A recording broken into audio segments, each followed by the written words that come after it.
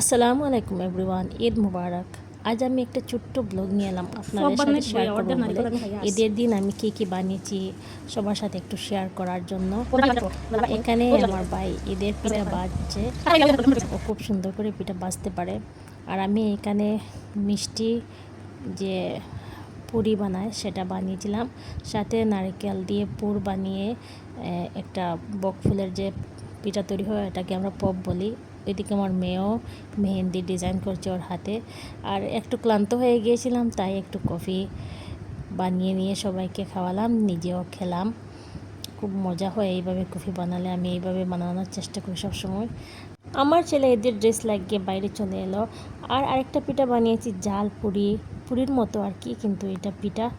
আর ওদিকে গুঁড়ি দিয়ে এই পিঠাটা বানিয়ে নিলাম, দুধ দিয়ে নারকেল দিয়ে। অনেক মজা হয় খেতে, খুব ভালো লাগে। এটাকে কী পিঠা বলে আমি জানি না, বাংলাদেশে অনেক বানায়, তো আমি ট্রাই করলাম, আজ হয়েছে অনেক সুন্দর, অনেক মজা, অনেক টেস্টি ছিল। সবাই বলছে খুব ভালো হয়েছে, খেতে কিন্তু অসাধারণ লাগে এই পিঠাটা। আপনারা কি খেয়েছেন কোনো দিন? অবশ্যই কমেন্ট করে জানাবেন। আর বানালাম ক্ষীরের পাটিসাপটা, এটাও কিন্তু খুব মজা হয়। আমি সম্পূর্ণ রেসিপিটা তুলে ধরিনি, ভিডিওটা অনেক লম্বা হয়ে যায়, তাই কেউ দেখে না, তাই একটু একটু করে ঈদের আয়োজনটা আপনাদের সাথে শেয়ার করলাম। ভিডিওটা পুরো দেখে নেবেন অবশ্যই। রোজার পরে যে ঈদ আসে এটা কিন্তু অনেক আনন্দ নিয়ে আসে, অনেক ফুর্তি নিয়ে আসে, সাথে অনেক রকমের খাবার দাবার নিয়ে আসে। আর আমি বানিয়েছিলাম রাত্রে বিরিয়ানি, চিকেন দিয়ে, সেটাও আপনাদের সাথে শেয়ার করে নিলাম একটু একটু করে।